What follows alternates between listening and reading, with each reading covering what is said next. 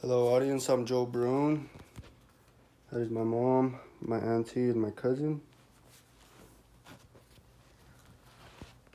So, have you guys ever heard the quote, "The clothes make the man, the children working in the sweatshops make the clothes, therefore, the children make the man"?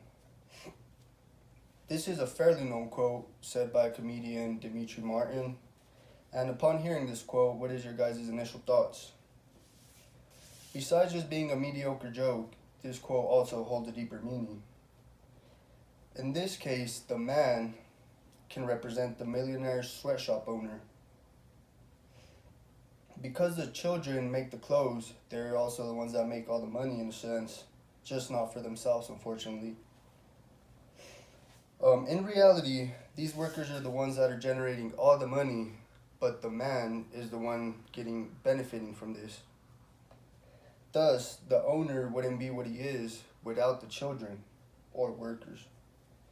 Moving on, if you believe that sweatshop labor doesn't exist or isn't as prevalent anymore, then you are just plain delusional. According to an article named 26 Stunning Modern Day Sweatshop Statistics and Facts, the ASSL League claims that many Nike workers died by the age of 15. Only 15? That number is absurd. This statistic is especially crazy to think about when considering that this article was only published 3 years ago.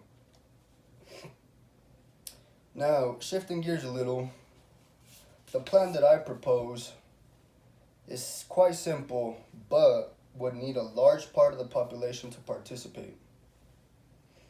I propose to boycott large corporations such as Walmart, Gap, Nike, and many other companies that run on sweatshop labor.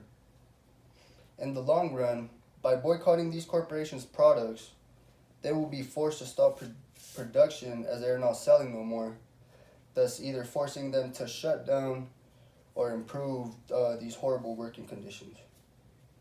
As mentioned earlier, the plan can be simple, but only if the majority participates. That is why it is up to all of us to come together as one in solidarity for our brothers and sisters that must face these horrible working conditions day in and day out.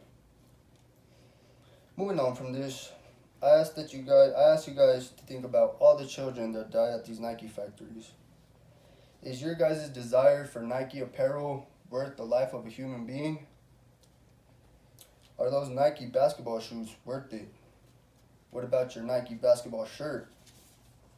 Even your Nike shorts? Surely none of these things should even come close to comparing to a human life. As we come to the end of the speech, I want you guys to take a look at this picture. Notice how sad the children are, and notice how young they are. These children are forced to make necklaces out of pearls for long, hard hours in horrible working conditions.